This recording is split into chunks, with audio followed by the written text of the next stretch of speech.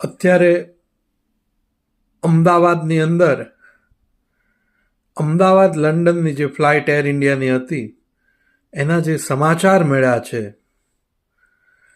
ખૂબ જ અત્યંત દુઃખ થયું છે. જે પરિવારજનો જે ફ્લાઇટમાં બિરાજમાન હતા, ભૂતપૂર્વ વિજય રૂપાણીજી જે પોતે ફ્લાઇટમાં બિરાજમાન હતા, 53 લંડનના નાગરિકો અને અન્ય દેશોના નાગરિકો, બધા જ ની હાલત ખૂબ જ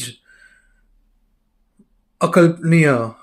અને જે બ્લાસ્ટ થયો હતો, જે કંટ્રોલ લૂઝ થઈને, જે કેમ કે ફ્યુલ રિઝર્વ સૌથી વધારે હોય જ્યારે ટેક ઓફ થતી હોય ફ્લાઇટ ત્યારે, અને જે બ્લાસ્ટ, જે મેસિવ બ્લાસ્ટ થયો હતો, જણાવવામાં આવે છે કે 3 આજુબાજુના બિલ્ડિંગો પણ ખૂબ જ આમાં તકલીફમાં છે. ડૉક્ટર હાઉસ હતા અને જે કેન્ટીન હતી એના અંદર બી પ્રોબ્લેમ. કેટલું ભયાનક છે એ તો કલ્પના બહાર વસ્તુ છે આ.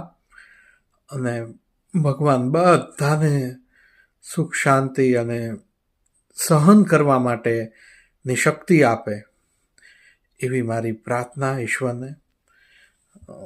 હું 2 મિનિટ થોડી વાર સુધી હું મૌન રાખીશ.